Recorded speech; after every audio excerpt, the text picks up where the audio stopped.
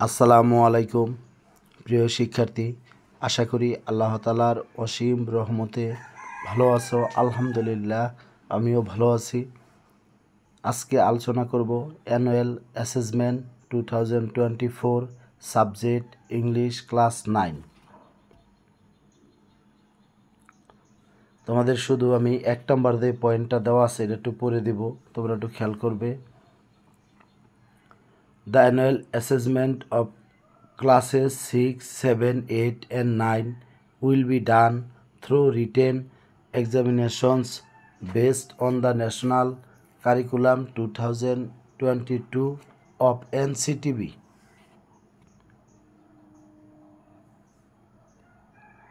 এই অংশগুলো তোমরা যদি সময় হয় তোমরা পড়ে নেবে। আমি তোমাদেরকে মূল পয়েন্ট যেটা সেটা তোমাদেরকে বোঝাবো।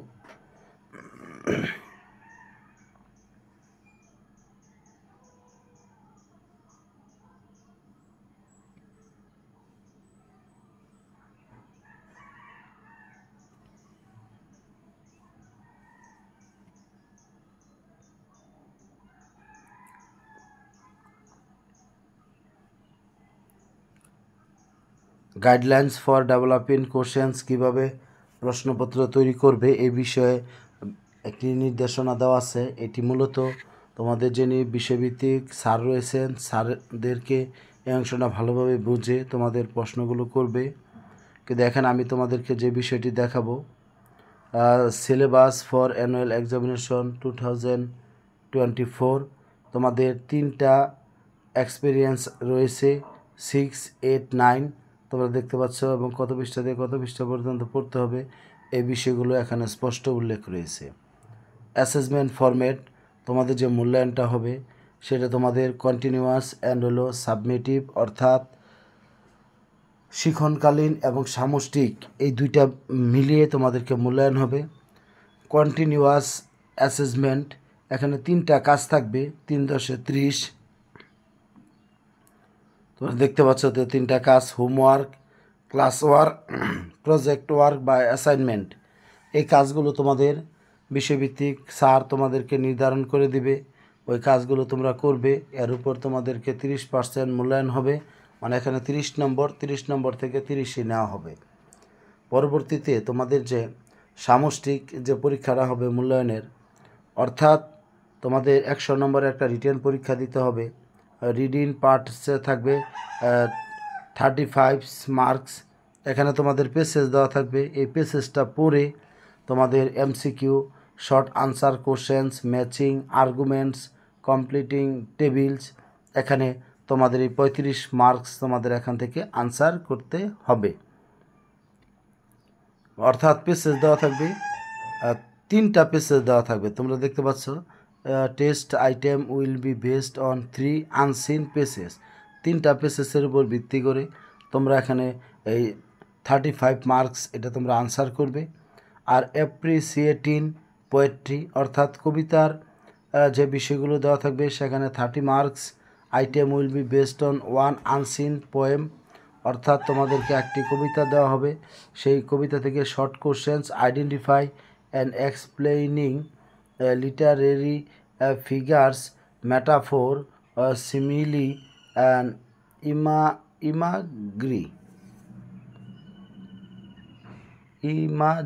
ইমাজেরি, এগুলো তোমাদেরকে বের করতে হবে। Writing expression, interpreting themes of or ideas. Writing পার্টে তোমাদের 35 মার্কস। এখানে writing paragraph, writing compare contrast এসে, রাইটিং এক্সপ্লানেটরি টেক্সট। এখন তোমাদেরকে একটি কোশ্চেন্স দেখানো হবে। Annual সাবমিটিভ assessment 2024, simple question, subject English class 9। পার্টে তোমাদেরকে বলছিলাম 3টা পেসেজ দেওয়া থাকবে। প্রথম পেসেজ, এই পেসেজ থেকে তোমাদেরকে যে প্রশ্নগুলোর উত্তর দিতে হবে, চয়েস দ্য বেস্ট আনসার তোমরা দেখতে পাচ্ছ।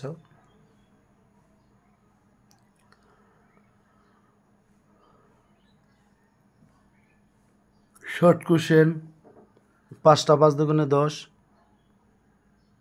কলাম এ কলাম বি 5 চৌকে 5,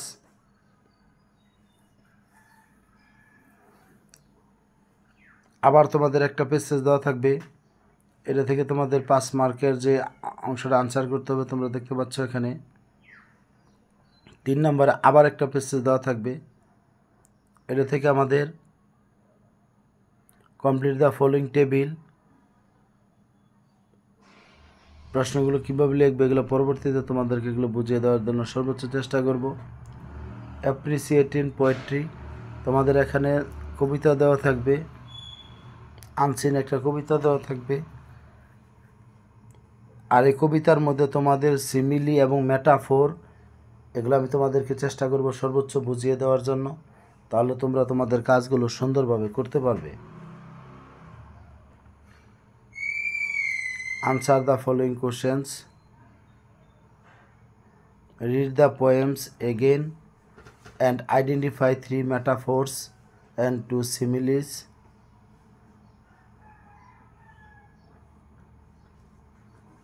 রিটেন পার্টে তোমরা দেখতে পাচ্ছ যে তোমাদের প্যারাগ্রাফ থাকবে, এখানে দেওয়া আছে significance of the cultural heritage of Bangladesh,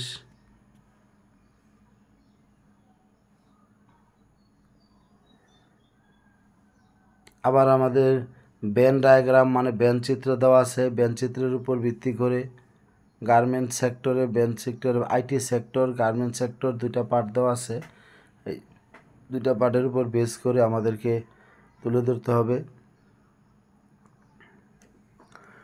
identify the element and relevant example of an explanatory text, একটা পেজে দেওয়া থাকবে, এটার উপর ভিত্তি করে তোমাদের যে কোনো একটা প্রশ্নের উত্তর এখান থেকে দিতে হবে।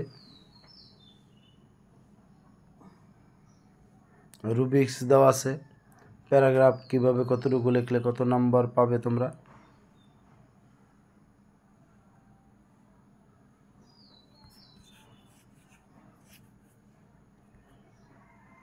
তার পরবর্তীতে এখন আমরা দেখাবো যে আমাদের এসে কতটুকু লিখলে তোমাদের কতটুকু নম্বর দেওয়া হবে।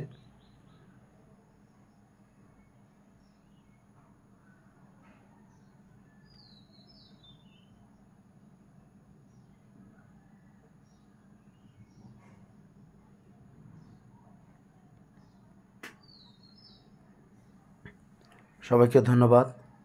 তোমরা আমার চ্যানেলটি সাবস্ক্রাইব করে বেল আইকনটি অন করে রাখবে, তোমাদের কোনো ভিডিও আপলোড করা মাত্র যেন তোমরা পেয়ে যাও।